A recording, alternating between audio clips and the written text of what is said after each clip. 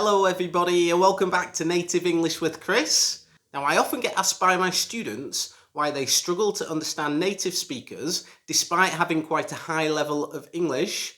And the answer I give is that often native English speakers use very advanced phrases and phrasal verbs that if you don't know the meaning of, you will have big problems in understanding the meaning of the sentence. So in today's lesson, I'm going to try to help you with that. I'm going to teach you my top 5 advanced level phrasal verbs that I use every single day when talking to other natives and my friends. And I'm going to teach you these phrases today by telling you a short little story, including all of these 5 phrasal verbs, to see if you can understand what they mean in context. And then afterwards, I will go through them one by one, explaining to you what they mean and how to use them perfectly.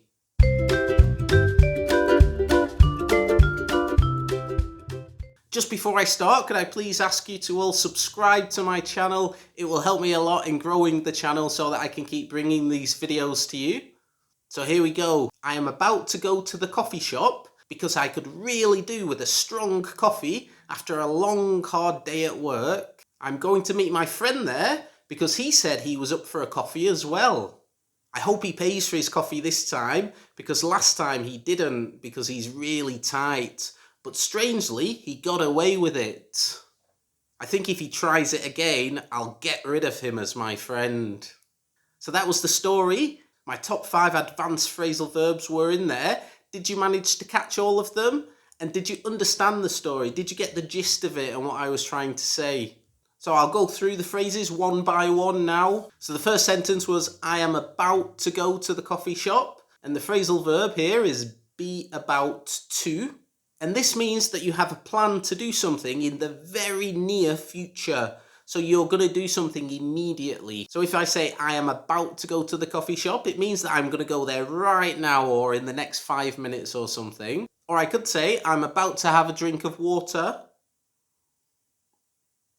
The next sentence was I could really do with a strong coffee after a long, hard day at work.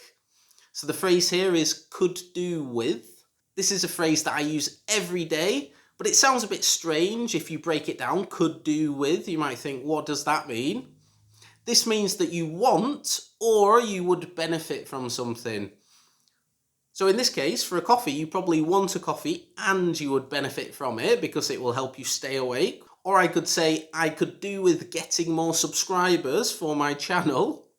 Or I could do with eating healthier. I don't want to do that, but my body would benefit from it. The next sentence was, I'm going to meet my friend there because he said he was up for a coffee. So the phrase here is be up for. And this means that you are eager to do something or just that you are ready and willing to do something. So if you say you're up for a coffee, you could really want a coffee. Or you could just be ready for a coffee, like you would like to have a coffee. Or in another sentence, I'm always up for a beer. Or are you up for some homework? Like, are you ready and willing to have some homework from me? The next phrase was, I hope he pays this time because last time he didn't, but he got away with it. So the phrase here is to get away with something. And this means not to be blamed or not to be punished for something. So in this case, he didn't pay for the coffee and nobody punished him or he wasn't blamed for it. And the last phrase was, I think if he tries it again, I will get rid of him as my friend. This is possibly the one that you're most familiar with and it's probably the most widely used out of all these 5 phrases. This means to take some action, to be free of something or to not have something anymore. And you can use this in pretty much any context. That's why it's such a useful phrasal verb. It can be used if you want to get rid of some rubbish, like you throw it in the bin. You can get rid of a girlfriend or a boyfriend if you don't want them anymore. You could get rid of your teacher if you don't like them. I hope you won't get rid of me though. So those are my top 5 advanced phrasal verbs.